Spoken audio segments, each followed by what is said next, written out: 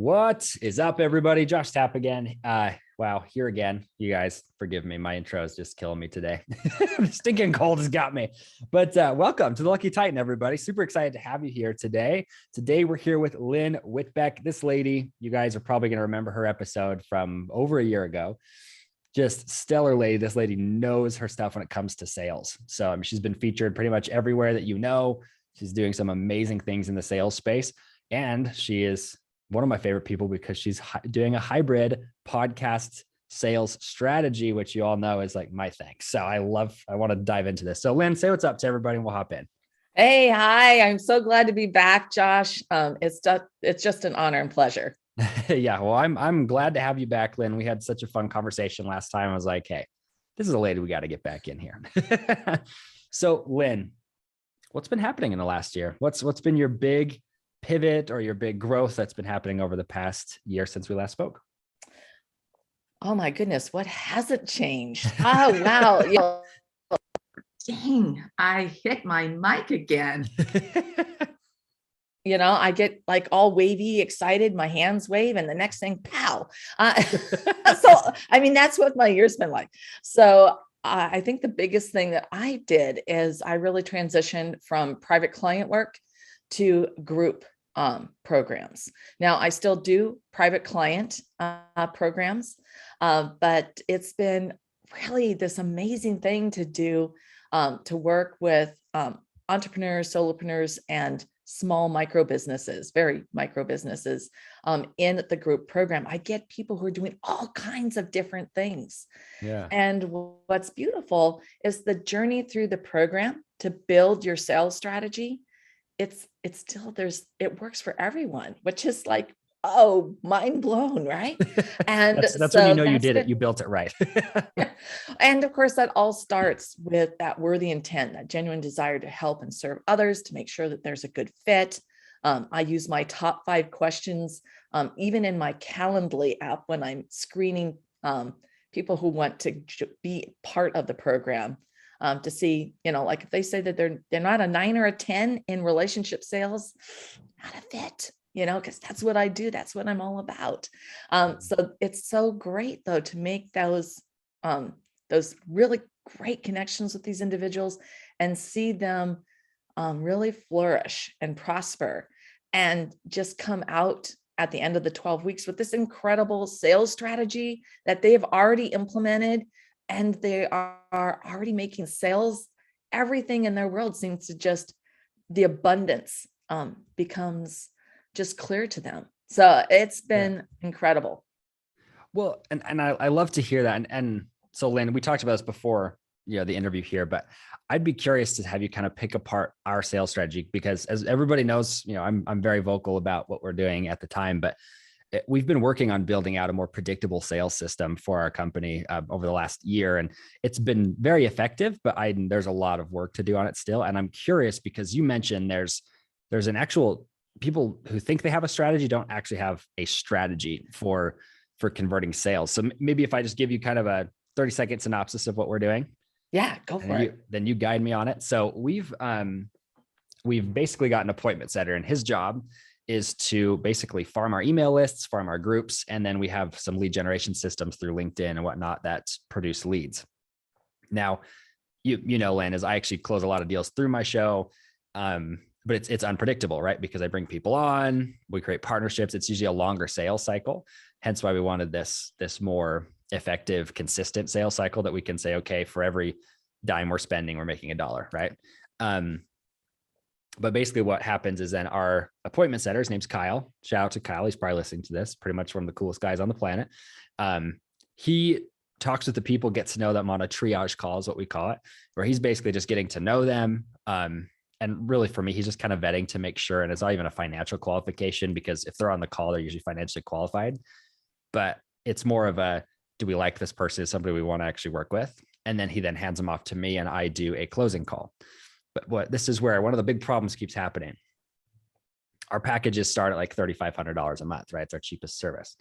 And that tends to come with budgetary discussions and whatnot. So it usually ends up being 2 or 3 more calls for us to be able to close the deal. And even when we've closed the deal, a lot of times they're pushing it out a little bit further for either budgetary reasons or time reasons. So that's one of our big problems we're having right now. How would we address that? Yeah. So the one thing is, I'm sure, does Kyle share the pricing up front? Yes, I mean, he is that does. something? Okay. Mhm. So that's already in the plan, which is great.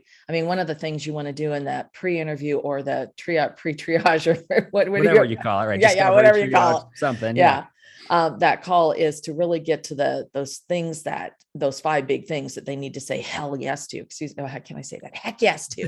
That that they're going to be a good fit, and most like that you can truly serve them, that you can give them that what they need, why it matters to them, so that they can have the outcome that they desire. So I think there's a couple things here. One is your expectations of being able to, timing is everything, in life and in sales. And while people may be gung ho to get started, there are other things, external and internal influences, that could delay that. The key thing, it sounds to me, is that you are closing the sales. It's just maybe that sales cycle is a little bit longer. And so the thing is that's the most important part, is you are getting to that sales close. And one of the things is, do you secure a deposit when they say yes? Or are you waiting to get that first payment? It sounds like you're waiting to get the first payment. Correct. Waiting to get the first payment. We don't have a deposit. Okay.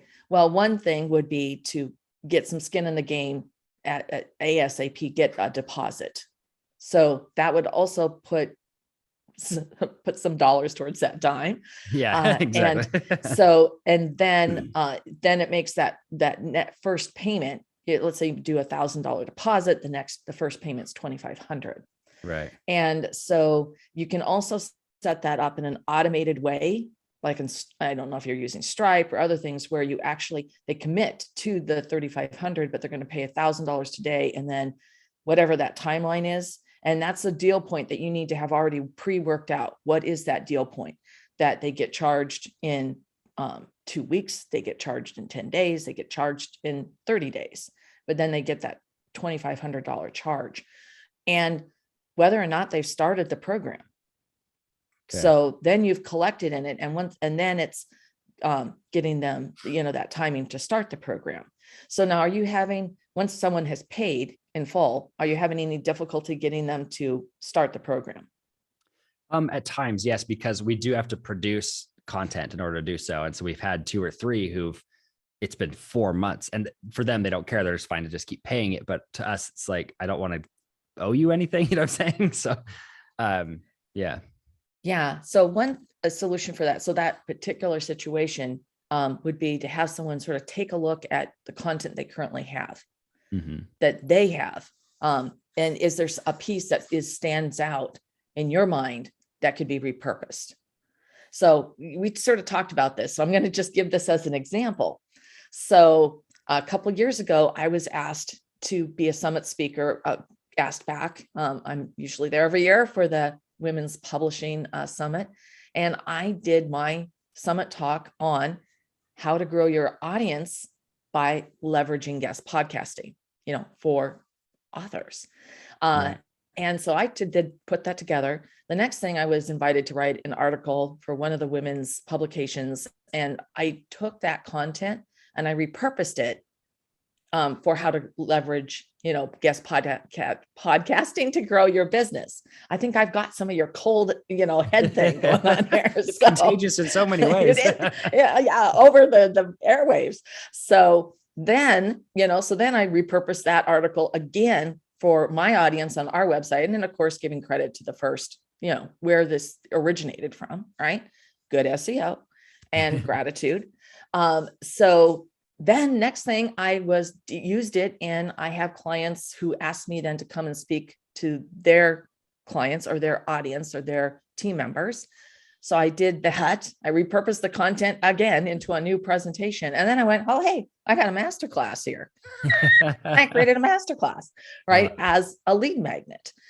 So, that's sort of the journey of the content. And anybody who thinks, well, just because I have this one piece of content, I can't really I don't want to have it on my site again, or I don't want to be using it a different, honey, come on, stop. You can't use it over and over again. Right. I still use that content as one of my revenue workshops, so that if a client wants to use that for a revenue workshop, they can pay me to do a private workshop with them on it. Right. So the whole point here that I'm trying to get to is, if you looked at some of the content that they might have on their site, it could be, an article, it could be some other podcast that they were on, it could be whatever it is, right? It could be an infographic that they had created.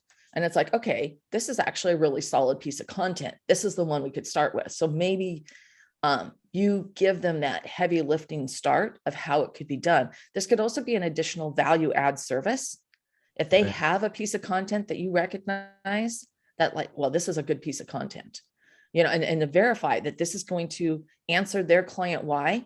It's going to answer either one of their, top 5 questions, top 5 objections, or top 5, pain points. And then you can use that, and you could literally tack on a new service. Like, okay, we'll help you do this. Yeah, I love that. And that's we've been finding that we can layer on other services into it as well. And I am curious, because this is a question I've had, is I'm running into a time issue when it comes to, because I can close the deal in one call, but then the follow-up and having 2 or 3 more calls, makes my schedule so full I can't even keep up with my schedule. Like, do you feel like that's a time to bring in a closer and actually have them, that be their full-time job? Do you think that would be smart, or do you think I should still be the one to do it? So first of all, sometimes people will feel, that you've been shunted, right? You've been passed along to someone else, unless you've brought them in a way that they can, the relationship is really important. And sometimes you're going to have to read that, but there is a way that you can bring in the other team member, depending on their schedule as well. But if they could match up with your schedule and basically come in the last 10 minutes to meet the other person, and you make the transition for the handoff. Does that make sense? Yeah. So that way, it's not a surprise, and that they've got all their questions answered. And for you, and of course, your door is always open. If the next meeting that they have with, let's just use Kyle again, Kyle, you can just getting called out Kyle, here. Yeah. Then that's something where you could come in. So that would be a tactic that you could use. You just have to match up their schedule so that they could come in on that last 10 minutes, so that you could make the transition, introduce them, sort of talk about the next steps and what those look like. So you set expectations, and then the client is going to feel that they have been respected, that they understand the process, and they're being really, truly, genuinely cared for. And Kyle is the next step, in the logical step in the process. I think if you just went cold, then you would get people who are like, wait a minute. Why am I not talking to Josh? What the heck? Right. Am I just chopped liver? Right. I mean, you got to think about, you don't want them to start going to war with you in their head. Right. And you want them on the same side. Yeah. Yeah. And people are humans. They have feelings. And, that would be my best advice for that situation. And that way you could free up your schedule. And it would work out, I think, really a natural transition, just like you do with a large, really big corporate accounts back in my day. Eventually, we transitioned the account to customer service rep. Right. Yeah. Which is, you got my brain going on it for sure. I'm going to go back and listen to that again. Cause I think, I think for us, we've run into a lot of, roadblocks with the timing thing, simply because people are ready to go. They get all excited about it. But then when they actually sit down and think about, oh boy, like this person's going to take over my entire branding and marketing, like it's exciting, but it's also terrifying, because like, oh, I have to perform and actually do really good content. So I think we run into that a lot. But I think you gave some excellent advice, and I hope everybody listening to this has been able to put their own story in that place and say, is that an issue I'm having? Because most of you who are listening to this are probably right in that same spot where it's like, do I hire a closer? Do I get out of the way? Do I, like what's an actual good sales strategy? So I would recommend to all of you to go and check out, what is the website? petite2queen.com/grow. I could not memorize that for the life of me for some reason, but go check that out, because you could actually get specialized help from Lynn about your specific needs for your business. So for your sales system. So I do want to kind of wrap this interview up, Lynn, with just a couple questions for you. So the first one is, could you give us what you would explain as the best sales strategy for a B2B business? Oh, wow. It's a big one. I know it's a big one, but I'm curious. I think wherever you're at, go through your client journey. You want to build out what's the client journey map and look for gaps, areas of friction, things that are where there could be discontent, and also where it's just working really well. And how could you replicate that? Okay. The number one reason to do that is you want to have a delightful client experience.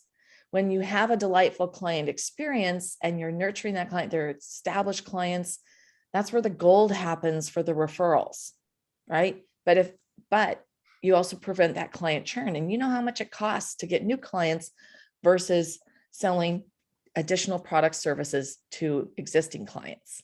Right. Your cost of client acquisition is much higher. So you want to prevent client churn. You want to prevent a bitter seed from being planted for where there's gaps or areas of friction, because that will eventually poison the relationship, because they fester and grow, unless they're completely rooted out. And when you're looking at that client journey, I want you to challenge yourself. How are you seeding referrals all the way through the process? And that includes the very first time that you meet someone. Like, Josh, it's so great that we've connected today. And, I don't normally have this kind of just immediate rapport with someone because so often someone I've just met, this happens a lot, but usually it's because the person I'm meeting with has been referred to me. Right. So they already know a little bit about me. And so of course, then it makes sense that we would just immediately spark. Right. And so I really value that, how we've connected today. Yeah. All right. So that's just an example, but I seeded referral at the first conversation. You want to make sure that you're seeding in your process referrals all the way through. So when you've made the sale and you've earned the right, you ask for the referral. It's the most proven method to shorten your sales cycle, increase your profits, and prevent client churn. Because people who become referrers, they refer over and over again, and they're more loyal. They are vested in you. And so that is a really important thing to look at through your client journey. So I sort of packed two different things in there. And I want to end with, when you do have that referral, recognize and reward the individual who provided the referral for you. And this does not need to be, you get a new car. No, it's just something that's of value. You get a car. Yeah. It's something that's of value to your client. And it can be a small thing, but it means something to them. So genuinely thank them, express your gratitude, and reward them, because you want to recognize and reward behavior you want repeated, just like you would your child, 2-year-old. Okay. And it's not that your clients are 2 years, please, but you get it, right? Yeah. You have to treat them that way, or people won't do it. I could have so many questions to you about getting people to actually make the referral, because we've got about, I'll come back. We'll do a whole show on referrals. Yeah, I was gonna say, because we have about 500 quote unquote referral partners who we've never received anything from. I've pushed people their way a few times, but never reciprocated. Right? We have a few who, like you said, once you've got them in, they refer somebody every week, right? But so I'm curious to pick your brain on that. We'll have to do a third episode on that. But Lynn, let's just wrap this interview up here with, what's one final parting piece of guidance you have for our audience? Ask for the sale. We're talking about sales, right? Ask for the sale.